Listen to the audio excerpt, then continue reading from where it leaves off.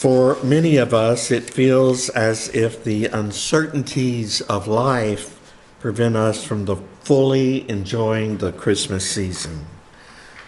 Human-caused climate change in the form of rising temperature, drought, flooding, and more. Extreme political polarization characterized by hate speech and physical violence. Injustice and inequity, more characteristic of a police state than a democracy. All these fears lie in wait, lurking in the recesses of our minds, ready to ambush any hope for peace on earth, goodwill to all. In short, life is uncertain, and we long for the reassurance of a happily ever after to our story.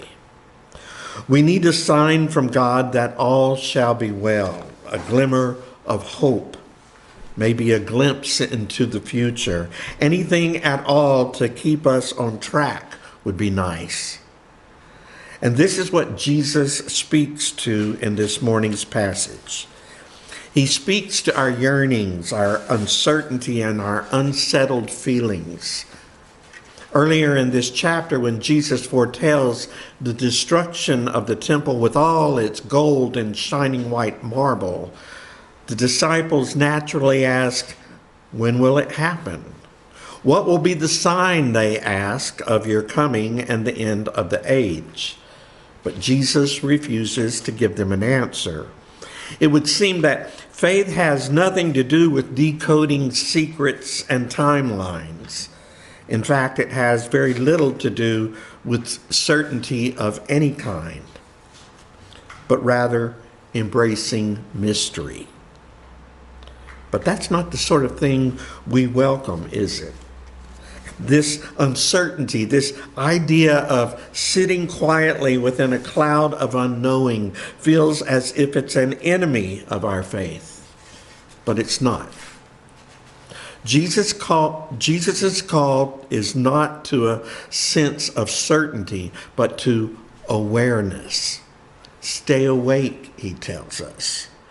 He describes the people of Noah's day as being numb, distracted, and inattentive to any spiritual realities that might have been deeper than the everyday acts of eating or drinking or settling down to the married life. There's more to life than these things, Jesus says. And to you and me, he would probably say, there's more to life than a distracted existence of busyness, fear, obsessive self-protection, or despair. He says, when we give ourselves over to these things, we're missing out on the holy now. He describes how people can have the same experience, yet experience it differently. Some are awake to God's nearness, and some are asleep to it. He likens it to two people working in the field or grinding meal. One of them is taken up with the experience of God's presence, while the other is either oblivious or resistant to it. One is awake to the holy now of God's nearness, while the other is asleep to it. Last week, as I stepped out of the church with one of the clients who uses our HIV pantry, I noticed a young woman at our outdoor pantry. When I saw that she was putting in clear plastic makeup pouches filled with feminine hygiene products, I thanked her, which seemed to give her an opening to tell me her story. She described herself as having been naive and oblivious to the needs of unhoused people until one day, not long ago, a woman approached her on the street explaining she was in dire need of tampons. The young woman was struck by the fact that she herself had never had to worry about such a need. She asked the woman to stay where she was, and she would return from a trip to the store with what the woman had asked for. When she returned, the woman tearfully accepted her kindness. That moment was a turning point for her. She woke up, if you will. And that's why she was stocking our outdoor pantry with feminine hygiene products neatly packed into clear plastic makeup pouches. She probably wasn't the first person to be approached by the woman who was in need, but others were likely distracted by suspicion or fear or busyness. One was awake to God's nearness with her encounter, and the others were asleep to it. I don't think this morning's text is describing the rapture, as some might have you believe, with its imagery of one person being taken up and another left behind.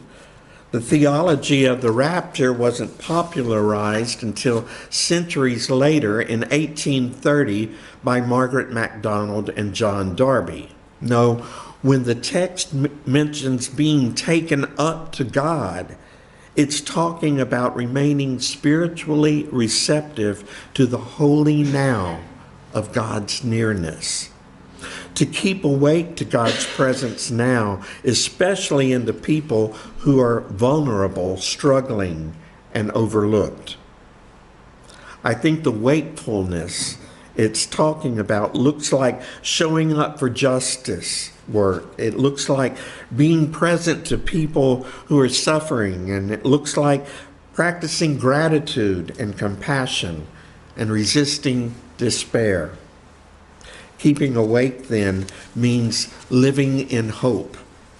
It's the daily attention to the ordinary moments of life, like when this young woman was approached by someone in need. It happens when people advocate for the marginalized. It also happens when we immerse ourselves in prayer or silence, and when we're moved to compassion for our neighbor. It happens when we're intentionally present to others, when we listen to their story and sit with them in their pain. That's what it means to be awake to the holy now. And that's what I think this morning's passage is about. It's not a message of fear or judgment. It's an urgent invitation to be awake to the fact that God is already here, already moving, and already breaking into our present reality. Our calling is to live with open hearts, with hands open and ready to serve others, and with eyes wide open to the presence of God in the here and now. So in the days ahead, join me in the practice of noticing where God is breaking in through acts of kindness, through movements of justice, and through glimpses of healing.